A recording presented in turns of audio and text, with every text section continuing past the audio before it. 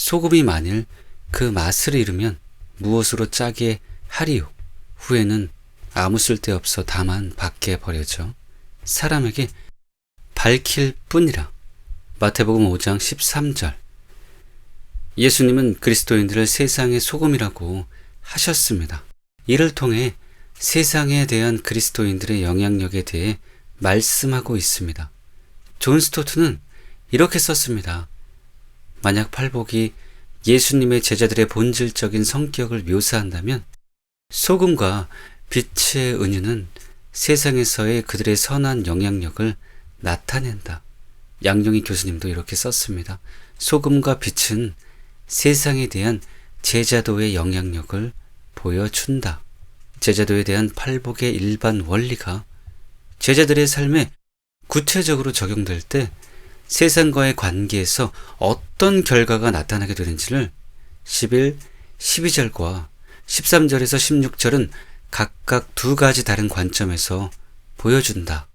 곧 11, 12절은 세상에서 오는 부정적인 반응으로서 제자들이 받게 되는 박해의 상황을 보여주고 13절부터 16절은 세상에 미치는 긍정적인 영향력의 결과로서 세상 사람들이 하나님께 영광을 돌리게 되는 상황을 보여준다. 이런 이해와 해석이 옳다는 증거는 다음 두 가지입니다. 먼저 싱클레어 퍼커슨이 잘 지적한 대로 이 구절은 명령법이 아니라 직설법입니다. 즉 어떤 것이 되라는 명령이 아니라 사실에 대한 진술입니다. 예수님은 제자들에게 세상의 소금이 되라고 명령하지 않았습니다. 세상의 소금이라고 선언하셨습니다. 그들을 세상의 소금으로 만드셨으므로 당연히 세상의 소금이라는 것입니다. 그러므로 그들의 영향력에 대해서 말씀하고 있는 것입니다. 다음으로 순서에 유의해야 합니다. 즉 팔복 다음에 소금과 빛에 대한 말씀이 나온다는 것이 중요합니다. 스캇 맥나이트는 이렇게 말했습니다. 우리가 발휘해야 할 영향력의 내용을 예수님이 제시한 주제들과 특별히 팔복에 등장하는 주제들, 겸손한 가난, 위와 정의를 추구, 평화와 화해를 이루어냄과 연결해야 정말 지혜롭다 할 수 있겠다. 아마도 예수님의 제자들이 그들 자신이 이스라엘의 소금이라는 예수님의 말씀을 들었을 때 최초로 한 적용이 그런 내용이었을 것이다. 예점에 주목하는 것은 이 단락에 대한 적절한 이해를 위해 매우 중요합니다. 왜냐하면 그들이 팔복의 사람들이기에 세상의 소금이요 빛이라는 것을 보여주기 때문입니다. 그러므로 본문은 세상에서 팔복의 사람들인 그리스도인들이 어떤 존재이며 또 어떤 영향을 끼쳐야 하는지를 보여주고 있는 말씀임이 분명합니다. 이것을 염두에 두고 지금부터 13절을 더 깊이 알아보도록 하겠습니다. 첫째, 세상의 소금이라는 말의 의미. 소금의 역할과 기능은 매우 다양합니다. 그래서 혼란이 발생합니다. 실제로 마이클 윌킨스는 소금의 다양한 사용이 예수님이 유추로 전달하고자 했던 것과는 다른 해석으로 인도하기도 한다고 잘 지적했습니다. 일례로 저는 소금의 역할이 갈증을 일으키는 것이라는 매력적인 글들을 읽어보았습니다. 론세니의 개인 전도의 방법이라는 책에 보면 이런 내용이 나옵니다. 주일학교에 다니는 한 소녀가 소금이 무엇이냐는 질문을 받았습니다. 그 애는 소금은 목이 마르게 해요라고 대답했습니다. 소금처럼 당신과 나는 사람들을 마시게 해줄 수는 없어도 그들로 갈증나게 해줄 수는 있습니다. 우리가 예수 그리스도 안에서 기쁨과 승리로 가득 찬 삶을 살아갈 때 그들은 영적인 것들의 갈증을 느끼게 되고 그리스도께 나아가 생수를 마심으로 만족을 얻게 될 것입니다. 또 루이스 바비에리는 이렇게 썼습니다. 예수님의 추종자들은 그들이 보다 위대한 지식에 대한 갈증을 유발해낸다는 점에서 소금과 같다. 어떤 특정 분야에 대한 탁월한 자질을 지닌 독특한 사람을 만나게 되면 왜 그 사람이 다른지 알고 싶어지기 마련이다. 그리고 위즈덤 종합 강해에도 이렇게 기록되어 있습니다. 소금은 갈증을 느끼게 한다. 소금은 음식에 독특한 맛을 내게 하는 역할을 하기도 하지만 짠맛이 강렬할 경우 사람들로 하여금 갈증을 느끼기도 한다.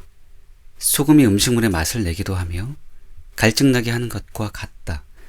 참된 제자들은 팔복에 진술된 내면적 특성들을 세상에서 행함으로 불화와 갈등이 가득한 세상을 화목하게 하며 불의와 죄악이 팽배한 세상에 타락한 부패를 방지해야 한다. 또한 제자들은 자신들이 소유한 내면적인 특성을 증언하는 삶의 모범을 통해서 세상 사람들로 하여금 그리스도 안에서 천국을 소유한 자의 삶에 대해 갈증을 느끼게 하고 동경하게 하여 그리스도에게로 향할 수 있도록 해야 한다. 참 매력적인 해석이지요. 그리고 유익한 교훈입니다. 그러나 예수님이 말씀한 너희는 소금이니가 정말 이런 뜻일까요? 그렇지 않습니다. 그런데도 한 걸음 더 나아가서 수많은 설교자들이 소금의 여러 가지 특성을 줄줄이 나열하며 이것이 너희는 세상의 소금이니라는 말씀의 의미라고 설교합니다. 그러나 그 말씀이 그런 의미일 가능성은 거의 제로입니다. 그저 설교자들이 추측한 개념과 교훈들일 뿐입니다. 그러므로 그렇게 설교하는 것은 바른 것이 아닙니다. 한편 우리가 소금을 생각할 때 가장 대표적으로 떠올리는 것은 아마도 조미료와 방부제일 것입니다. 신학자들도 예외가 아닙니다. 그래서 맛을 내는 것과 부패를 방지하는 것이 소금의 역할이라고 해석합니다. 둘 다 가능한 해석입니다. 소금은 맛을 내는 데 사용되고 성경에도 그런 말씀들이 있습니다. 싱거운 것이 소금 없이 먹히겠느냐? 닭의 알 흰자위가 맛이 있겠느냐? 너희 말을 항상 은혜 가운데에서 소금으로 맛을 냄과 같이 하라. 그러나 본문에 너희는 세상의 소금이니 소금이 만일 그 맛을 잃으면 무엇으로 짜게 하리요는 음식을 짜게 하는 것에 대한 것이 아닙니다.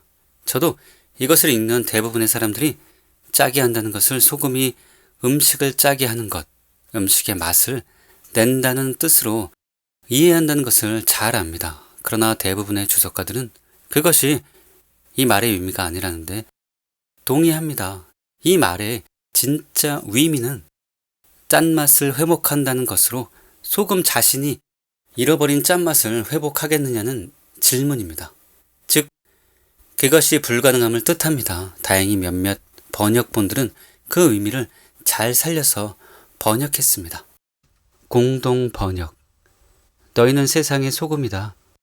소금이 짠맛을 잃으면 무엇으로 그 짠맛을 되찾게 하겠느냐? 현대인의 성경. 너희는 세상의 소금이다. 그런데 소금이 그 맛을 잃으면 어떻게 다시 짜게 할 수 있겠느냐? 그렇다고 소금은 맛을 낸다고 해석이 불가능한 것은 아닙니다. 맛이라는 단어가 있기 때문입니다. 그러므로 예수님이 너희는 소금이다. 너희는 소금으로 창조되었다. 이미 세상은 맛을 잃어버리게 되었다. 너희는 그들과는 다르다. 그러므로 너희의 짠맛을 지켜내고 절대 맛을 잃어버리지 말라고 말씀한 것으로 이해하는 것도 좋은 해석입니다. 그러나 저는 이 구절을 방부제로 설명해야 할 필요성 역시 매우 크다고 생각합니다. 왜냐하면 세상의 빛이라는 말이 세상의 어두움을 전제하듯 세상의 소금은 세상의 부패를 전제하는 것이기 때문입니다.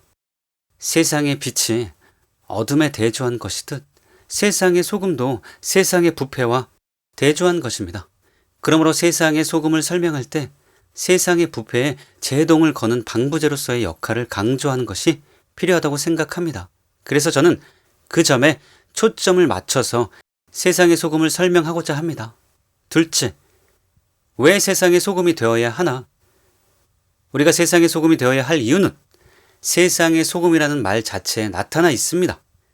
그것이 이 세상의 실체를 보여주기 때문입니다. 로이드 존즈는 매우 적나라하게 이렇게 말했습니다. 너희는 세상의 소금이다. 이 말씀은 기독교인을 가리키는 말씀일 뿐 아니라 그가 사는 세상을 한마디로 암시하는 말씀이라 하겠습니다. 그런데 성경은 이것을 언제나 가르쳐 왔고 주님이 너희는 세상의 소금이라고 말씀하셨을 때 이것을 완전한 형태로 말씀하신 것입니다. 이 말씀은 무슨 뜻입니까? 이 말씀은 세상의 부패성을 암시함이 분명합니다. 이 말씀은 오염될 경향과 더럽고 도발적으로 될 성향을 암시합니다. 성경이 세상에 대해 말씀해야 할 것은 바로 이것입니다. 세상은 타락하고 사악하고 부정합니다. 세상의 성향은 악하여 전쟁을 일삼습니다. 세상은 썩고 오염되기 쉬운 고기와 같습니다. 세상은 방부제나 예방제에 의해서만 건전해질 수 있는 것이 아닙니다. 죄와 타락의 결과로 인해 이 세상에서의 삶은 대체로 썩어지는 상태에 들어가는 경향이 있습니다. 성경에 의하면 이 견해만이 인간성을 진실하고 올바르게 해석하는 견해입니다. 세상에서의 생활이 향상되는 경향이 있다는 소리와는 거리가 멀며 오히려 그 정반대의 경향이 있다 하겠습니다. 세상은 그대로 내버려 둔다면 곱는 경향이 있습니다. 성경에는 이와 같은 신뢰가 무수히 많습니다. 여러분은 이 사실이 첫 번째 책인 창세기에 나타나 있음을 봅니다. 하나님께서 세상을 완전하게 창조하셨지만 죄가 세상에 들어왔기 때문에 이 악하고 오염적인 요소는 즉시 자태를 나타내기 시작했습니다. 창세기 6장을 읽어 보십시오. 그러면 나의 신이 영원히 사람과 함께 하지 아니하리니 이런 말씀을 보시게 될 것입니다. 불결과 오염이 너무 심함으로 하나님께서 홍수를 보내셔야 했습니다. 그 후에 새 출발이 있었습니다. 하지만 이 악한 원리는 여전히 그 정체를 나타내었으며 거의 상상하기도 힘든 죄악으로 더럽혀진 소돔, 고모라에 이르게 됩니다. 성경이 우리 앞에 변함없이 보여주는 것이 이와 같습니다. 이렇게 끈덕진 부패 성향은 언제나 그 정체를 드러내고 있습니다. 정말로 옳은 지적이지요. 불행하게도 앞으로는 더 심해질 것입니다. 즉, 이 세상은 점점 더 악해지고 타락해서 하나님이 멸망시킬 수밖에 없었던 노아의 때나 롯의 때와 같이 될 것입니다. 노아의 때에 된 것과 같이 인자의 때에도 그러하리라. 노아가 방주에 들어가던 날까지 사람들이 먹고 마시고 장가들고 시집가더니 홍수가 나서 그들을 다 멸망시켰으며 또 롯의 때와 같으리니 사람들이 먹고 마시고 사고 팔고 심고 집을 짓더니 롯이 소돔에서 나간 날에 하늘로부터 불과 유황이 비오듯 하여 그들을 멸망시켰느니라. 인자가 나타나는 날에도 이러하리라. 누가복음 17장 26절에서 30절. 그리고 적 그리스도가 나타나기 전에 교회 안에서 바울이 말한 배도의 일이 일어나고 성경이 예언한 적 그리스도가 나타나서 대환난이 일어나게 될 것입니다. 그 후에 주님이 다시 오시고 타락한 온 세상을 심판하실 것입니다. 때문에 우리는 절대 세상의 사조나 문화를 따라가면 안 됩니다. 우리는 오로지 참 진리인 하나님의 말씀에 귀를 기울이고 그것을 전적으로 신뢰해야 합니다. 그런데 세상이 점점 더 악하고 음란해지는 것은 하나님의 뜻이 아닙니다. 하나님은 세상의 부패와 타락을 최대한 막고 지연하기를 원하십니다. 그래서 이를 억제하는 영향력을 세상에 두셨습니다. 그것들 중에 으뜸이 국가와 가정입니다. 그러나 이것으로는 역부족입니다. 그래서 하나님은 그리스도인들이 더 강력하게 그 역할을 해주기를 원하십니다. 즉 그리스도인들이 세상이 썩고 부패하는 것을 억제하는 영적인 방부제가 되어주길 원하십니다. 그래서 예수님이 너희는 세상의 소금이라고 말씀하신 것입니다. 다스커는 이런 말을 했습니다. 제자들은 도덕적 기준이 끊임없이 변하며 낮아지거나 존재하지 않게 되는 세상에서 도덕적 살균제가 되어야만 한다. 옳습니다. 이것이 세상의 소금으로 부름받은 그리스도인들의 사명입니다. 그러므로 우리는 절대 맛을 잃어버리면 안 됩니다. 즉, 절대 팔복의 특성을 잃어버려선 안 됩니다. 그리하여 세상의 소금의 역할을 감당해야 합니다. 셋째, 세상의 소금 역할을 잘하려면 어떻게 해야 하나? 세상의 소금으로서 우리의 그 역할을 잘 감당해야 합니다. 그러기 위해 두 가지가 필요한데 바로 구별과 침투입니다. 내가 아버지의 말씀을 그들에게 주었사오매 세상이 그들을 미워하였사오니 이는 내가 세상에 속하지 아니함같이 그들도 세상에 속하지 아니함으로 인함이니이다. 내가 비옵는 것은 그들을 세상에서 데려가시기를 위함이 아니오 다만 악에 빠지지 않게 보존하시기를 위함이니이다. 내가 세상에 속하지 아니함같이 그들도 세상에 속하지 아니하였사옵나이다. 그들을 진리로 거룩하게 하옵소서. 아버지의 말씀은 진리니이다. 아버지께서 나를 세상에 보내신 것 같이 나도 그들을 세상에 보내었고 또 그들을 위하여 내가 나를 거룩하게 하오니 이는 그들도 진리로 거룩함을 얻게 하려 함이니이다. 이 말씀에는 세상에서의 구별과 침투에 대한 주님의 뜻이 잘 나타나 있습니다. 그리고 이 두 가지가 곧 우리가 세상에서 소금의 역할을 감당할 수 있는 비결입니다. 우리는 세상과 철저히 구별된 삶을 살아야 합니다. 그럼 세상과 구별된 삶은 구체적으로 어떤 것일까요? 먼저 그것은 본문 앞에 나오는 팔복의 삶을 사는 것입니다. 존 스토트는 이렇게 말했습니다. 소금과 빛에 관한 두 가지의 은유는 만약 그리스도인들이 팔복에 묘사되어 있는 것과 같은 그들의 독특한 성격을 유지한다면 그들이 사회에 끼치게 될 선한 영향력을 나타낸다. 또 양용의 교수님은 이렇게 말했습니다. 본단락에서 예수님은 제자의 특징 역시 소금이나 빛과 마찬가지로 세상으로부터 구별되는데 있다는 점을 지적하신다. 그런데 세상으로부터 구별되는 제자의 특징은 본단락 바로 앞에 위치한 팔복에 잘 드러나 있다. 또한 위즈덤 종합 강해에도 이렇게 쓰여 있습니다. 예수께서는 산상순 가운데에서 참된 제자가 행해야 할 빛과 소금의 역할을 팔복보다 우선순위에 두지 않으셨다. 그는 먼저 팔복을 가르치심으로 천국을 소유한 제자들이 갖는 내면적 특성을 강조하신 후에 팔복을 소유한 자들의 행위와 파급 효과에 대해서 강설하신 것이다. 이 사실은 내면적 특성을 소유하지 않고서는 빛과 소금의 삶이 절대로 불가능함을 나타낸다. 즉, 빛과 소금의 삶은 천국의 규범인 내면적 특성을 소유하였을 때에만 비로소 성취될 수 있다. 그러므로 우리가 세상의 소금의 역할을 감당하려면 반드시 팔복의 사람이 되어야 하고 계속 그 특성들을 유지해야 합니다. 다음으로 세상과 구별된 삶은 본문 뒤에 나오는 서기관과 바리새인보다 나은 위를 보여주는 삶입니다. 스칸 맥나이트는 이렇게 말했습니다.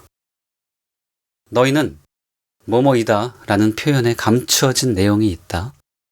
그것은 예수께서 자신의 제자들이 5장 3절에서 12절이 말하는 그 복이 있는 자들이며 또한 5장 17절에서 48절과 이후의 내용에 나오는 순종하는 자들이기 때문에 그들이 소금과 빛이 될 것을 당연하게 여기셨다는 사실이다.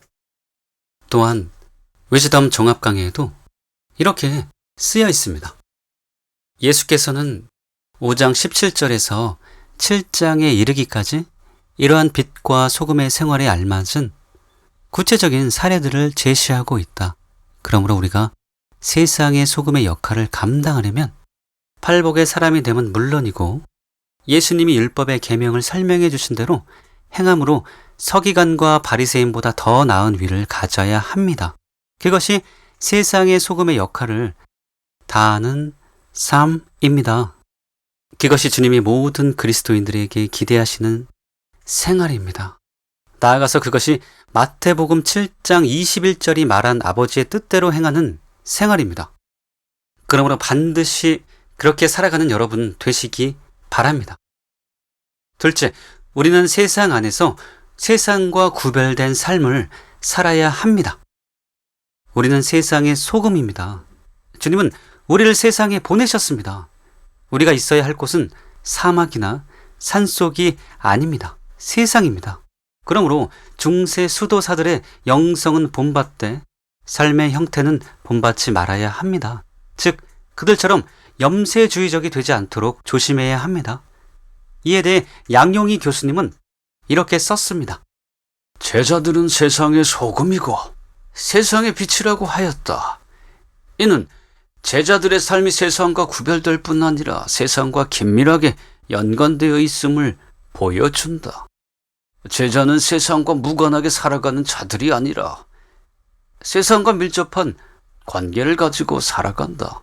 그런데 그들은 세상과 관계를 맺는 데 있어서 세상의 영향을 받는 자들이 아니라 세상에 영향을 끼치는 자들이다. 세상의 소금과 빛이 되려면 세상 안에 있어야 합니다. 즉, 세상 사람들과 함께 살아가야 합니다. 그들과 살되 팔복의 사람으로, 그리고 서기관과 바리새인보다 나은 위를 가진 사람으로 살아가야 합니다. 그래야 세상의 소금이 될 수가 있습니다. 오래전에 한 남자가 케네스 해긴 목사님에게 이렇게 말했습니다. 제가 일하는 직장에서는 유일하게 저 혼자만 그리스도인입니다. 그러니 이 직장에서 나올 수 있도록 기도해 주시겠습니까? 이때 해긴 목사님이 뭐라고 말했는지 아십니까? 아니요. 형제님, 그러지 마십시오. 당신이 선한 영향력을 발휘하지 않으면 그 직장은 참으로 부패한 곳이 될 것입니다. 계속 거기에 있으세요. 당신은 이 땅의 소금입니다. 그러니 계속 거기에 있으면서 그곳을 짜게 만드는 소금이 되시기 바랍니다. 옳습니다. 많은 이들이 국회가 썩었으므로 나는 정치인이 되지 않겠다고 말합니다. 그러나 그래서 그곳이 소금이 필요한 것입니다. 소금 역할을 하려면 참된 신자들이 국회로 들어가야 합니다. 방송, 사업, 교육, 연예계 등 어느 곳이나 마찬가지입니다. 소금이 되려면 그곳으로 들어가야 합니다. 그러므로 실력을 갈고 닦아 불의하고 부패한 세상의 각 분야로 들어가십시오. 그곳에서 소금의 역할을 하십시오. 그래서 그 단체가 썩어가고 부패해 가는 것에 제동을 거는 여러분 되시기를 바랍니다. 넷째, 엄중한 경고. 맛을 잃어버리지 마십시오. 본문은 사실상 경고입니다. 예수님은 우리에게 절대로 맛을 잃어버리지 말라고 경고하고 계십니다. 너희는 세상의 소금이니 소금이 만일 그 맛을 잃으면 무엇으로 짜게 하리요? 후에는 아무 쓸데없어 다만 밖에 버려져 사람에게 밟힐 뿐이니라. 이것은 우리처럼 바닷물을 말려서 소금을 얻는 곳에서는 이해하기 어려운 말씀입니다. 엄격하게 말하자면 소금은 맛을 잃을 수 없습니다. 염화나트륨은 완전한 화합물이기 때문입니다. 그러나 팔레스타인에는 암염이 많습니다. 즉, 소금 기둥들이 있는데 비가 오면 소금이 흘러내려 나중에는 소금은 다 빠지고 바위만 남습니다. 또한 예수님 당시 팔레스타인에서 사용하던 소금은 염화나트륨과 더불어 상당량의 불순물을 포함하고 있었습니다. 그래서 보관을 소홀히 하면 물에 잘 용해되는 염화나트륨 성분은 녹아 없어져 버리고 불순물만 남는 경우들이 종종 있었습니다. 이런 휜 가루는 여전히 소금처럼 보이고 소금이라고 불리기도 하지만 더는 짠맛을 낼 수 없는 무용지물이었습니다. 이런 소금을 두고 하신 말씀입니다. 이렇게 맛을 잃은 소금은 아무 쓸모가 없습니다. 거름으로도 쓸 수가 없습니다. 그래서 밖에 버려져서 사람들의 발에 밟혔습니다. 슬프게도 이것이 오늘날 한국 교회의 현실입니다. 앞에서 말씀드린 대로 소금의 맛을 잃은 것은 팔복의 특성을 잃어버리고 그 뒤 산상수훈대로 살지 못하는 것을 뜻합니다. 우리는 돈이나 명예나 건강보다 이 맛을 지켜야 합니다. 그리스도인들에게 가장 중요한 것이 바로 이것입니다. 그래서 저는 왜 소금의 맛을 지키는 것이 가장 중요한지 3가지로 정리해서 설명해 드리고자 합니다. 첫째, 맛을 잃으면 쓸모가 없다. 소금이 맛을 잃으면 아무 쓸모가 없습니다.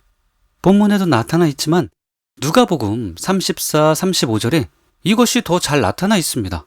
소금이 좋은 것이나 소금도 만일 그 맛을 잃으면 무엇으로 짜게 하리요? 땅에도 거름에도 쓸데없어 내버리느니라. 들을 귀가 있는 자들은 들을지어다 하시니라. 하나님을 믿는 자들이 팔복의 사람으로서 서기관과 바리새인보다 나은 위를 가지고 살아감으로 세상의 소금이 되길 원하십니다. 그런데 맛을 잃어버리면 세상의 소금이 될 수가 없습니다. 물론 대제사장이나 장로들, 서기관들과 바리새인들처럼 그런 사람이 여전히 사회나 교계에서 자리를 차지할 수는 있습니다. 그러나 하나님이 세상의 소금으로 쓰실 수는 없습니다. 오늘날 그런 목사와 신자들이 얼마나 많은지요. 그들 가운데는 하나님께 쓰임받지 못할 뿐 아니라 도리어 마귀에게 쓰임받는 자들까지 있습니다. 많은 이들이 자신이 하나님을 위해 살고 있다고 착각합니다. 그러나 하나님은 맛을 잃은 자를 쓰지 않으십니다. 캠벨 몰가는 이렇게 말했습니다. 예수님의 가르침에 의하면 영향력의 성격은 바로 그리스도적인 품성에서, 즉 인간 됨됨이에서 발휘되는 영향력이라고 할 수 있다. 예수께서는 너희는 소금이다, 너희는 빛이다라고 말씀하셨지, 너희가 소금을 가졌다, 너희가 빛을 가졌다고 하시지 않았다. 또한 그분은 너희가 소금을 나누어 주라, 또는 너희가 빛을 나누어 주라고 하시지도 않았다. 살아있는 영향력과 그 영향력의 발휘는 생명 없는 사무적인 시도와는 크나큰 차이가 있는 것이다. 만일 그리스도께서 너희가 소금을 나누어 주라고 말씀하셨더라면 우리는 우리의 위치를 노력에 위한 사무적인 것으로 생각했을지도 모른다. 그러나 주의 말씀 속에는 그런 사상이 없다. 왕께서는 인간의 근본적인 존재 자체에서 시작하시면서 너희는 세상의 소금이다라고 말씀하시는 것이다. 당신이 한 가정이라고 생각해보자. 그러면 당신은 자녀들에게 무엇으로 영향력을 끼치겠는가? 잘 되리라는 말을 통해서인가? 그렇지 않다. 당신 자신의 됨됨이를 통해서만 영향력을 행사할 수 있다. 당신의 자녀들에게 영향을 미치는 것은 그들을 성장시키든 그들을 버려놓든 상관없이 바로 가장 깊은 곳에 형성되어 있는 당신의 인격인 것이다. 이를 피할 수 있는 길은 없다. 만일 우리가 우리 자녀들에게 착해야 한다고 늘 말하면서도 우리 자신이 악한 상태에 있다고 가정해보자. 그러면 아이들은 어떻게 되겠는가? 어쩌면 하나님의 은혜로 어떤 다른 사람이 그들을 성장시켜 준다든가 그들을 이끌어 준다든가 하여 아이들이 착하게 될지도 모른다. 그러나 우리 자녀들이 선하게 되기를 원한다면 우리가 먼저 선해지는 것이 반드시 필요한 것이다. 우리의 영향력은 우리의 됨됨이에서 나오는 것이다. 우리가 원하든 원치 않든 우리의 됨됨이는 우리가 세상에 끼칠 수 있는 영향력의 성격을 결정짓는다. 좀 길지만 캐더린 쿨만의 글도 소개하지 않을 수가 없습니다. 너희는 세상의 소금이니라고 그분께서 말씀하셨습니다. 그렇습니다. 군중들이 예수님 앞에 앉아 있었지만 이런 말씀이 군중들 모두를 향해서 말씀하셨던 것이 아님은 명백합니다. 예수님이 이 말씀을 군중들 가운데서 그분 설교의 맨 첫 부분의 조건을 충족시킨 사람들과 장래에 오늘 그러한 조건을 충족시키게 될 사람들에게 하셨습니다. 예수님은 설교의 처음에 팔복을 말씀하셨습니다. 왜냐하면 우리가 심령이 가난한 자가 되어 온유를 배우고 마음이 청결한 사람이 될 때만이 다른 사람들에게 손길을 뻗칠 수 있게 되기 때문입니다. 그러한 사람들은 눈에 보이지 않는 교회를 진실로 대표하고 있는 사람들이며 그들의 영향력은 하나님께 중요합니다. 당신이 궁율이 많은 사람이 아니라면, 당신이 마음이 청결한 사람이 아니라면, 당신이 화평케 하는 사람들 중 한 명으로 개수되지 않는다면, 당신이 위에 줄이고 계속 목말라 있지 않다면 당신은 이 세상의 소금이 될 수 없습니다. 사람은 자신의 성품에 소금을 가질 때 비로소 하나님을 위하여 동세대의 사람들에게 영향을 미치는 인물이 될 수 있습니다. 사람은 자신이 가지고 있는 이상의 것을 누군가 다른 사람에게 주는 것은 불가능합니다. 복음 사역자로서 나는 내 자신이 경험해 온 것보다 더 큰 영적인 깊이를 회중들에게 주는 것은 불가능합니다. 당신이 목사라면 다음의 사실을 기억해 주십시오. 당신의 회중들에게 하나님을 실제적이 되게 하는 것은 당신의 말이 얼마나 유창한가, 당신의 지식이 어느 정도인가, 학위를 가지고 있는가 하는 것이 아닙니다. 당신이 강단에 설 때 당신 자신이 지금 가지고 있는 것보다 더 큰 영적 깊이를 당신 교회의 회중들에게 줄 수는 없습니다. 마찬가지로 당신은 스스로 경험한 그 이상의 것을 다른 사람들에게 주는 것은 결단코 불가능합니다. 또 당신이 직접 경험한 것보다 더 큰 영향력을 다른 사람에게 행사하는 것도 불가능합니다. 당신이 행사하는 영향력은 지금 있는 그대로의 당신이라고 하는 영향력입니다. 자기가 하는 말만으로 다른 사람에게 뭔가의 영향력을 미치는 사람은 단 한 명도 없습니다. 반복해서 말씀드립니다. 자기가 말하는 것만으로 다른 사람들에게 큰 영향을 미치는 사람은 아무도 없습니다. 그 사람이 자신의 존재 가장 깊은 곳에 있는 상태에서 나오는 말을 할 때 비로소 그는 다른 사람들에게 참으로 영향을 미치게 됩니다. 여러분의 아버지나 어머니가 자기의 아들이나 딸에게 미치는 영향력은 지금 있는 그대로의 당신의 영향력입니다. 당신은 당신의 자녀에게 이래야 돼요, 저래야 돼요 라고 최후의 심판날까지 계속 말할 수 있지만, 만일 당신은 자녀들에게 독촉하면서도 당신 자신은 그러한 사람이 아니라고 당신의 자녀들이 알고 있다면 당신의 말은 어떠한 의미도 없어져 버리고 말 것입니다. 그러므로 당신에게는 영향력이 전혀 없습니다.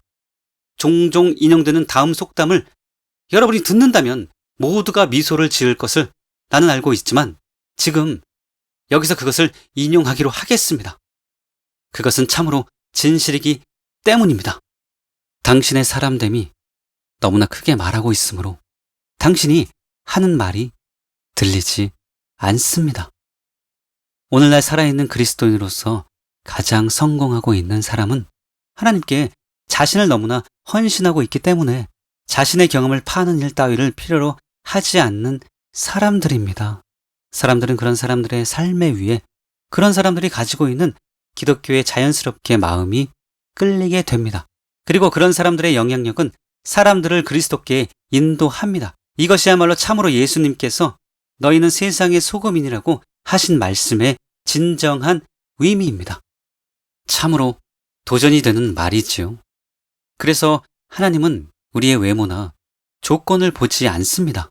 불꽃 같은 눈으로 팔복의 사람인가, 그리고 산상수훈대로 살려고 하는가를 보십니다. 이 두 가지가 없으면 하나님께는 전혀 쓸모없는 사람입니다. 그러므로 절대 맛을 잃지 않으므로 하나님께 쓸모 있는 사람, 그리고 하나님이 쓰실 수 있는 사람이 되시기를 바랍니다. 둘째, 맛을 잃으면 버림을 받는다. 소금이 맛을 잃으면 아무짝에도 쓸모가 없습니다. 그래서 버림받게 됩니다. 마태복음 5장 13절. 너희는 세상의 소금이니 소금이 만일 그 맛을 잃으면 무엇으로 짜게 하리요. 후에는 아무 쓸데없어 다만 밖에 버려져 사람에게 밟힐 뿐이니라. 소금이 좋은 것이나 소금도 만일 그 맛을 잃으면 무엇으로 짜게 하리요. 땅에도 거름에도 쓸데없어 내버리느니라. 들을 귀가 있는 자는 들을지어다 하시니라. 당연하고 명백한 말씀이지요. 한 번 구원은 영원한 구원이라는 장로교의 교리는 참 진리가 아닙니다. 그런데도 교리에 세뇌되어 성경에서 이런 경고가 나올 때마다 그 의미를 왜곡하는 신학자와 목회자들이 얼마나 많은지 모릅니다. 그런 자들은 맛 잃은 소금이 버림받는다는 말 역시 유용성이 없는 것, 즉 쓰임을 받지 못하고 버림받는다는 뜻이라고 왜곡하려고 들 것이 뻔합니다. 그러나 이 구절을 그런 의미로 보는 것은 불가능합니다. 왜냐하면 소금의 맛이 팔복의 특성과 서기관과 바리새인보다 나은 위를 뜻하기 때문입니다. 팔복의 제자의 특성입니다. 그것을 잃어버리면 불신자의 상태로 돌아갑니다. 또한 서기관과 바리새인보다 나은 위가 없으면 주님이 친히 경고한 대로 천국에 들어갈 수가 없습니다. 그러므로 맛있는 소금은 버림받는다는 것이 쓰임받지 못한다는 뜻일 수는 없습니다. 이뿐 아니라 이 구절과 유사한 구절들의 전후 문맥을 보면 모두 구원을 받지 못하거나 버림받아 지옥에 가는 것과 관련이 있습니다. 그러므로 맛있는 소금이 버림받는다는 것은 단지 주님이 쓰실 수 없다는 뜻이 아닙니다. 그 영혼이 버림받는다는 뜻입니다. 그러므로 본문은 한 번 구원이 영원한 구원이 아니라는 것을 확실하게 보여주고 있는 매우 중요한 말씀입니다. 다행히 요즘은 본문의 뜻을 성경 그대로 인정하는 학자들이 늘고 있습니다. 감사한 일이 아닐 수 없습니다. 먼저 헤르만 리델보스는 이렇게 썼습니다. 맛을 잃은 소금은 다만 밖에 버리워 사람들에게 밟힐 뿐이다. 마찬가지로 예수님의 제자들에게 짠 영양이 방출되지 않는다면 그들에게는 천국에서의 장래가 없다. 밖에 버리워라는 문구는 이 문맥에서 대단히 위미심장한 것이다. 이런 의미에서 선한 행위는 참으로 천국에 들어가기 위한 조건이라 할 수 있다. 또 양영희 교수님은 이렇게 썼습니다. 그리스도인의 소금 맛은 팔복에 묘사된 그리스도인의 특징적인 성품이다. 그런데 만일 그리스도인이 그러한 성품을 말과 행위 가운데서 드러내지 못한다면 그는 하나님 앞에서 무용지물이 되어 결국은 하나님께 거절당하게 된다는 것이다. 이는 제자에게 그 구별된 성품이 얼마나 본질적인 문제인지를 보여준다. 그리고 권영경 교수님도 이렇게 썼습니다. 제자들이 그리스도를 따르는 자로서 응당 드러내야 할 본연의 맛을 잃어버린다면 그들은 버림을 당한다. 곧 그들은 천국에서 아무런 미래도 누리지 못할 것이다. 짠맛을 잃으면 우리는 2등 제자가 되는 것이 아니라 아예 제자로서의 자격 자체를 상실한다. 소금이 맛을 잃어버린다는 것은 앞에서 나오는 팔복의 특성을 잃어버리고 뒤에 나오는 산상수훈의 교훈대로 살지 못하는 것을 뜻합니다. 그런데 마태복음 7장 13, 14절에서 예수님은 그것을 생명으로 인도하는 좁은 문과 좁은 길에 비유하셨습니다. 오직 이 길만이 우리를 생명으로 인도합니다. 나머지 길은 넓은 길이고 멸망으로 인도합니다. 또 예수님은 마태복음 7장 21절에서 이렇게 경고하셨습니다. 나더러 주여 주여 하는 자마다 다 천국에 들어갈 것이 아니요 다만 하늘에 계신 내 아버지의 뜻대로 행하는 자라야 들어가리라. 그런데 여기서 아버지의 뜻은 산상수훈대로 사는 것을 뜻합니다. 그 뒤 예수님은 또 이렇게 말씀하셨습니다. 그날에 많은 사람이 나더러 이르되 주여 주여 우리가 주의 이름으로 선지자 노릇하며 주의 이름으로 귀신을 쫓아내며 주의 이름으로 많은 권능을 행하지 아니하였나이까 하리니 그때 내가 그들에게 밝히 말하되 내가 너희를 도무지 알지 못하니 불법을 행하는 자들아 내게서 떠나가리라 하리라. 여기서 불법은 예수님이 율법의 계명들에 대한 해석해 주신 대로 살지 않는 것을 뜻합니다. 즉 서기관과 바리새인보다 나은 위가 없는 자들입니다. 마지막으로 예수님은 이렇게 말씀하셨습니다.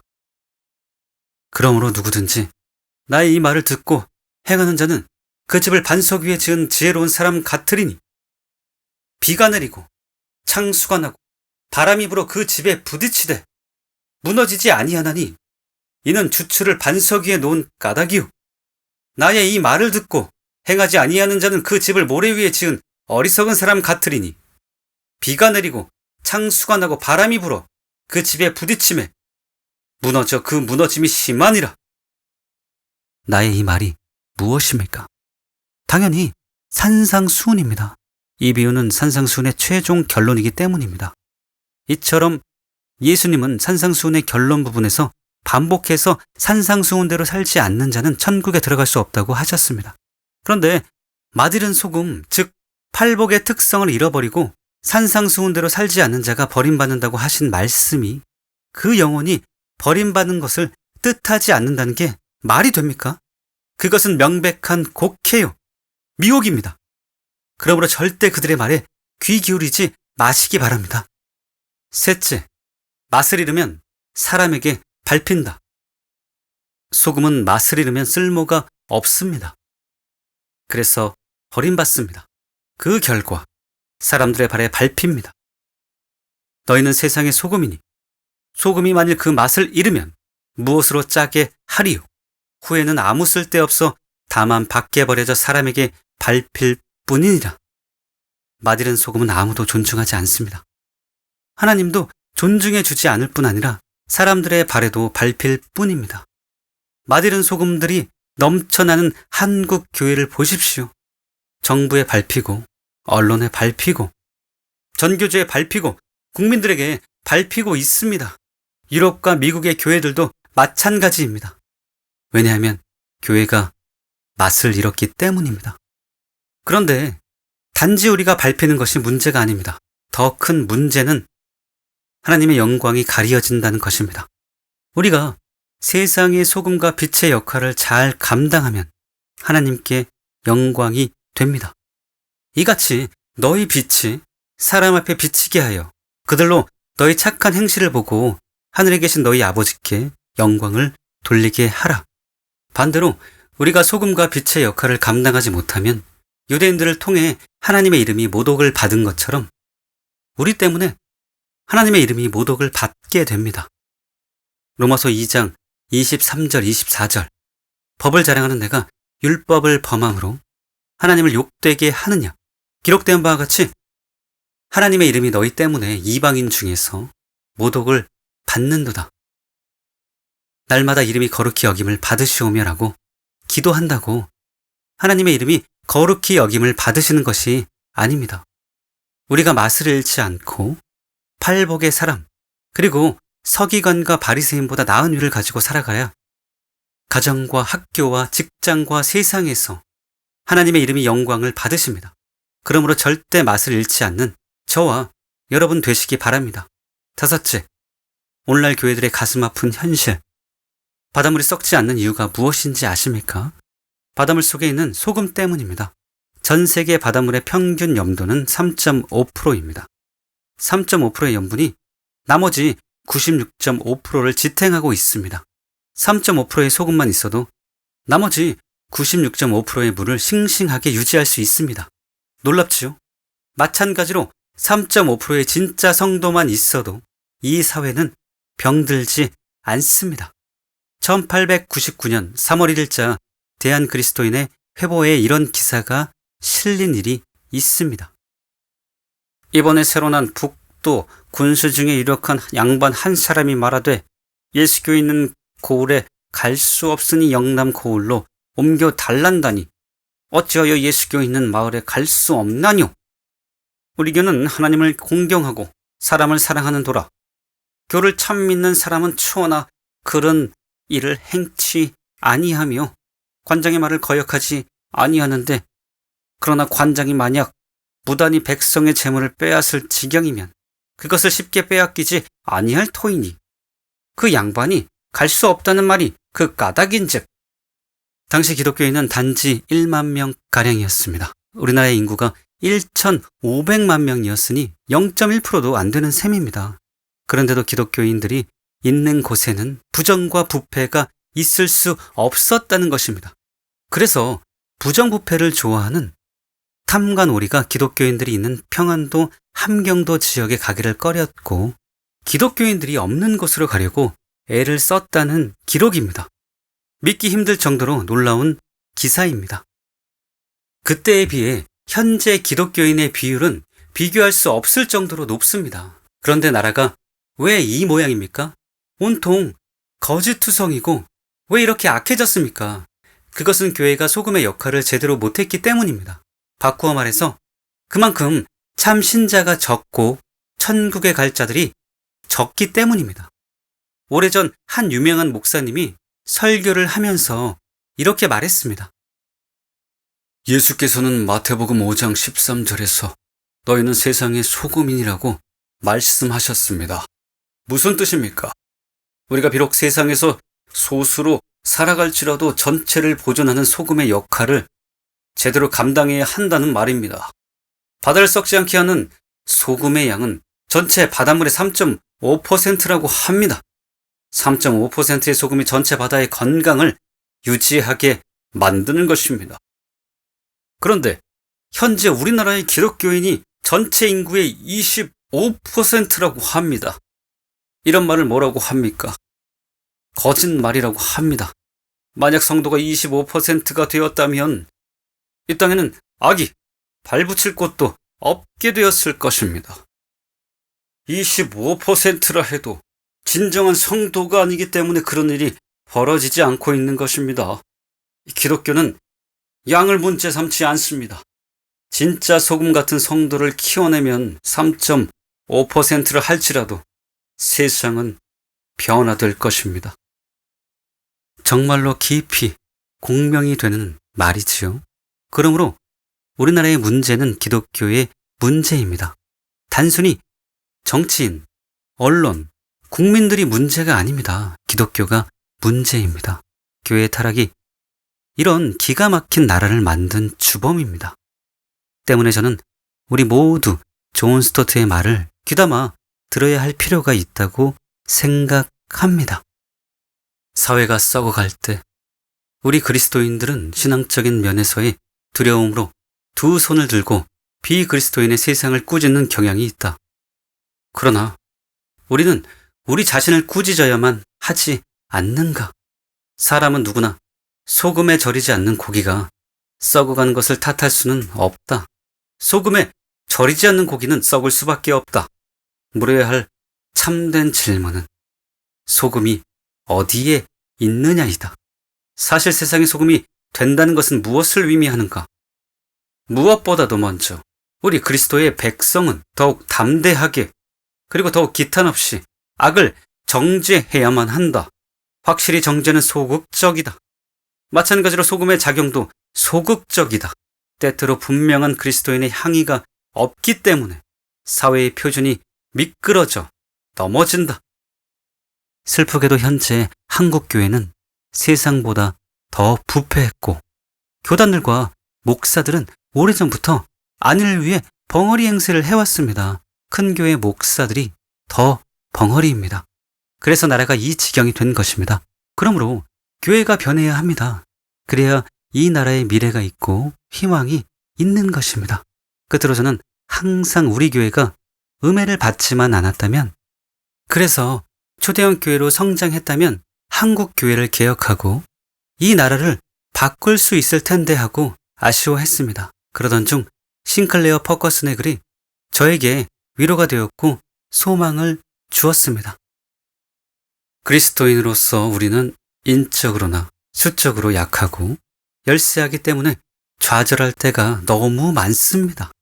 그렇지만 그리스도인의 수가 많아지고 힘이 커져야만 사회에 영향력을 행사할 수 있다고 유혹하는 사단의 거짓말에 속아 넘어가서는 안 됩니다.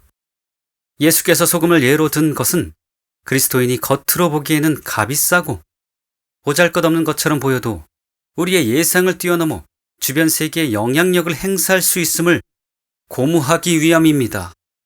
그렇습니다. 어쩌면 이 나라에 더 많은 그리스도인이 필요한 것이 아닌지도 모릅니다. 우리 교회 성도와 그 외에 깨어있는 성도들로 충분할 수도 있습니다. 진짜 중요한 것은 숫자가 아니라 우리가 정말 팔복의 사람인가, 그리고 서기관과 바리새인보다 나은 위를 가지고 산상수훈대로 살고 있느냐 하는 것입니다. 그런즉 우리 모두 철저히 팔복의 사람이 되고 철저히 산상수훈대로 살아갑시다. 그렇게 살아감으로 이 시대에 필요한 위인 10사람이 되어 한국 교회와 이 나라를 위해 간절히 기도합시다. 그러면 하나님이 역사하셔서 교회들을 깨우고 이 나라를 살려주실 줄 믿습니다.